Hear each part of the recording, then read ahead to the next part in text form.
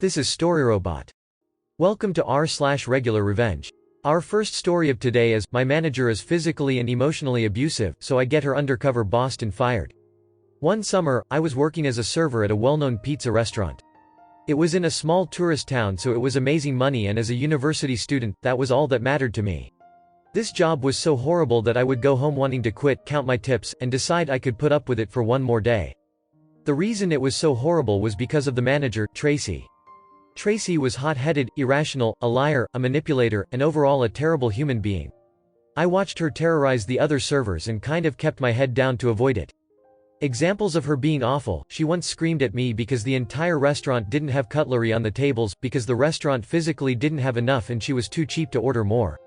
I was in the middle of filling drinks for a table when she made me stop and go into the kitchen to run the dishwasher. She then yelled at me because that table didn't have full drinks. This all happened in front of a guest who ended up saying something to Tracy about her behavior. After Tracy left, the guest assured me that she was going to be reporting her once another server was running her food. Tracy physically grabbed the server by the arm and pulled her back into the kitchen because that server didn't run the ticket before hers. They got into a screaming match and the cops were called. The server sent me photos of her bruised arm the next day. Tracy played the cops like a fiddle and was like that never happened and batted her eyelashes. I'm not sure how she got away with that.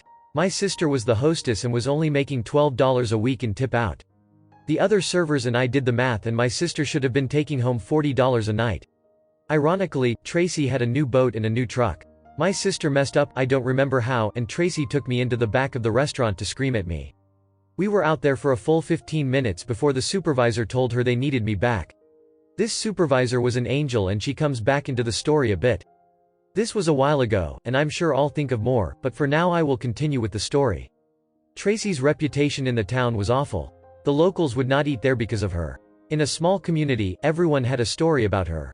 I would get sympathy when people found out where I worked. So that tells you just how bad it was.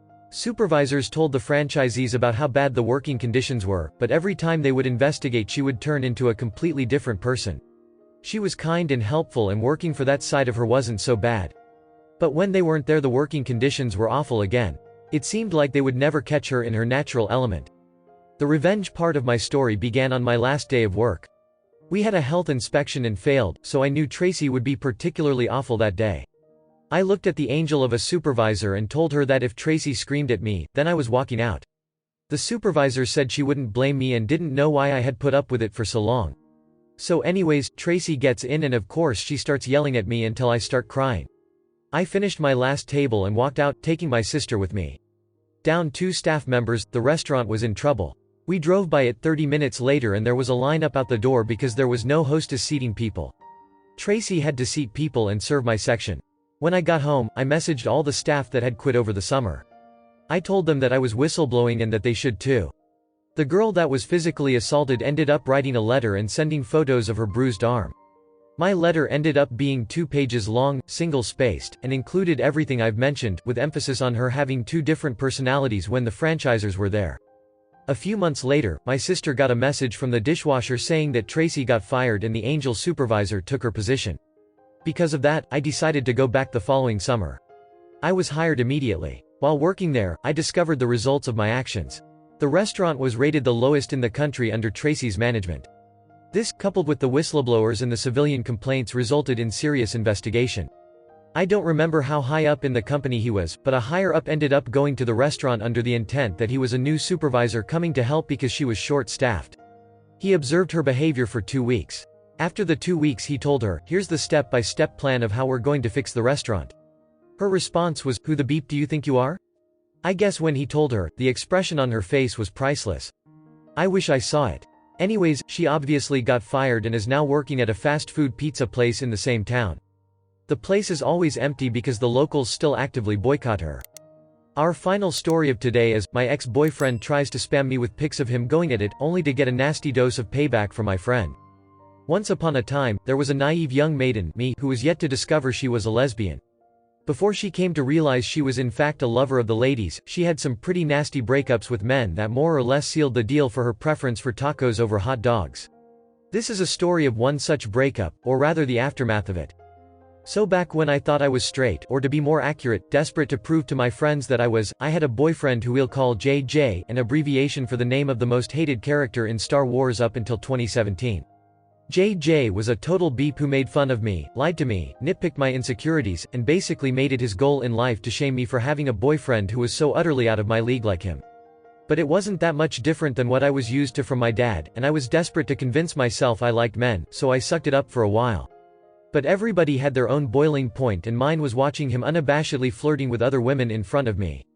So I finally got the courage to dump him. In a perfect world, he'd have accepted the breakup gracefully, taken a closer look at himself to find out what prompted the demise of such an otherwise perfect relationship on his part, owned up to his shortcomings, and moved on with his life. But sadly, this is a world where Trump is president and COVID-19 is thriving, and JJ's attitude towards me in the coming weeks was a perfect reflection of the absolute cesspool we live in. The guy just refused to accept the reality that I dumped him and not the other way around, and got it into his bleached blonde frosted tipped head that he would make me come to terms with the fact that dumping him was the biggest mistake of my life, or die trying. Unfortunately for me, he decided not to go with the latter. What followed was several days of him spamming all my social media accounts with posts he'd tagged me in. From passive-aggressive think pieces about how he hoped someday I'd forgive myself for letting a catch like him go, to Instagram videos of him living his best single life without me. I tried to block him, but he'd either make new accounts or get his friends to tag me in their vids of him making a fool out of himself at their parties. But the true putrid icing on this feces-riddled metaphorical mess of a cake was when he began to text me videos of himself going at it with other women while telling them to smile for my ex and reminding me how I threw away the once-in-a-lifetime opportunity to be in his latest shaft sheath of the week's position.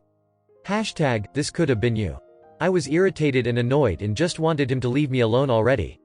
But where I just wanted to block his number, before he could send me anything else, my friend, we'll call her Grace because she was my saving one, has a better idea with far more amusing results. You see, Grace works for a company that I had mentioned to her in passing that JJ was applying to. She was reminded of this when she saw him at the building she works at for an interview some time before. She goes to his Instagram, and one look at his account tells us that he's so blessed and thankful that he got the job and he can't wait to come into work Monday. Much like herpes, JJ was never one to keep good news to himself. This was going to be his downfall. So, Monday rolls in and Grace comes to work dressed to the absolute nines. She's wearing pumps, a full face of makeup, received a blowout, stuffed her bra, the whole shebang, which was coincidentally the best way to describe what was going on in my closeted gay panties when she sent me a picture of herself to let me know her plan was in motion.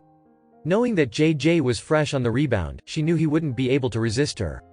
Upon entering the workroom, her boss introduces him to the rest of the team, and sure enough, the first thing he notices is Grace in all her glory. Later in the day, he practically drags himself over to her, hips first, and starts putting the moves on her. Grace puts on a show of falling for his cheesy pickup lines, which, to be fair, I genuinely did at the time, but in my defense, I probably would have thrown myself at him in my desperation to beard myself had he simply winked and made a kissy face, and agrees to give him her number. She punches it in with the intention of blocking him later. I had warned him in advance that JJ is the kind of guy who's been politely declined enough times to call a girl in front of him to make sure she didn't give him phony digits, but she also makes sure to switch my number with her bosses. And now all we have to do is wait for him to shoot himself in the foot. A few days later, Grace triumphantly announces that the last she saw of JJ at work was him being summoned to human resources before clearing out his cubicle. Nobody knew the exact reason for why he was fired, but everybody at her job received an email about how this workplace was a professional environment with a zero-tolerance policy for sexual harassment.